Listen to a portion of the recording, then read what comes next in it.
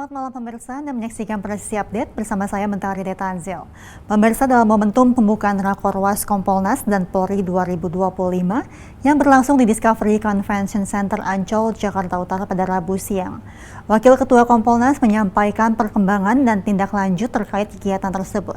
Dan berikut informasi selengkapnya. Rapat koordinasi ini saya anggap penting karena ini dalam rangka untuk pengawasan terhadap lembaga kepolisian.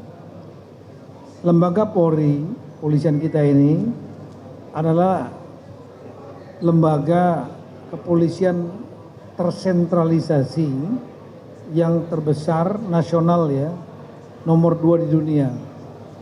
Tadi saya sudah sampaikan, jumlah penduduk kita nomor 4 memang, tapi untuk kepolisian nasional itu dari 4 besar negara yang penduduknya terbesar, yang pertama adalah Tiongkok, India, Amerika, USA, dan Indonesia.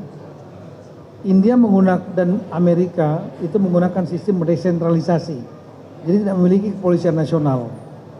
Yang memiliki kepolisian nasional adalah Tiongkok, lebih kurang 1,9 juta penduduk polisinya.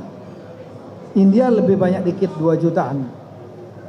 Kemudian di Amerika total polisinya 1.280.000, tapi terpecah-pecah dalam polisian-polisian lokal.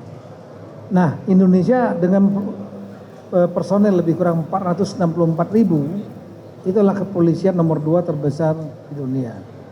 Dan harus menangani, mengamankan, menjalankan tugas kepolisian, fungsi kepolisian di negara penduduk nomor 4 terbesar di dunia, negara kepulauan terbesar di dunia, bukan negara saya sebut landmass, negara daratan. Kalau Amerika, India, Tiongkok negara daratan yang mudah dicapai dengan infrastruktur darat. Kalau kita kan nggak gampang. Kemudian persoalan tentunya internal pasti banyak ya, karena menyangkut 464.000 orang, lebih besar daripada negara Brunei. Dan kemudian menangani negara kepulauan terbesar, 3 time zone yang dengan medan yang berat, ditambah lagi dengan penduduk yang besar, 285 juta, itu data dari Kemendagri ya, lebih. Maka otomatis permasalahan kepolisian yang ditangani oleh kepolisian ya, itu sangat kompleks, baik internal maupun eksternal. Oleh karena itulah perlu unsur pengawasan yang kuat supaya tidak terjadi pelanggaran atau terjadi abuse of power misalnya. Nah, ini ada lembaga internal pengawas yaitu Pak Irwasum dengan jajarannya, ada Kabid Propam jajarannya, para kepala satuan dan jajarannya, itu adalah mekanisme internal. Mekanisme eksternal yang formal itu adalah Kompolnas yang tugasnya membantu Presiden untuk menyusun kebijakan, arah kebijakan Polri, sekaligus juga mengawasi Polri. Nah, saya melihat bahwa kolaborasi ini perlu dilakukan. Di samping ada pengawas eksternal lain cukup banyak ya, DPR RI, Ombudsman, kemudian ada komite-komite penyiaran, bahkan netizen ya.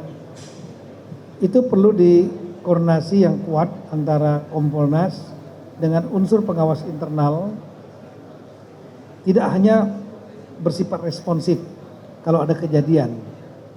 Itu perlu ditangani ya, dan cepat ditangani supaya cepat selesai tuntas. Tapi juga perlu ada langkah-langkah untuk pencegahan.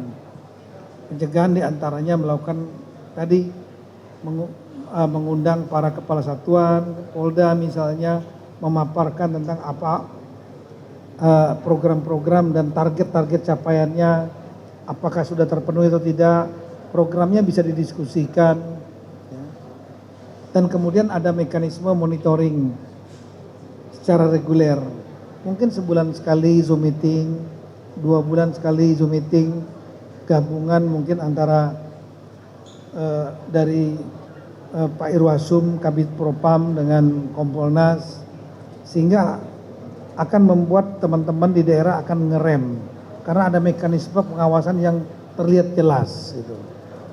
Di samping itu kunjungan tentunya ke daerah, ke Satker, di samping Zoom meeting rutin mungkin ya,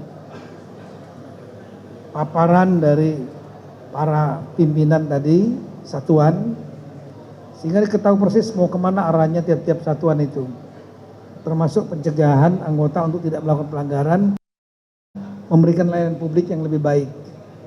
Dan tadi juga bisa kunjungan ke satuan-satuan itu untuk melihat apakah yang disampaikan itu sudah sesuai dengan di lapangan.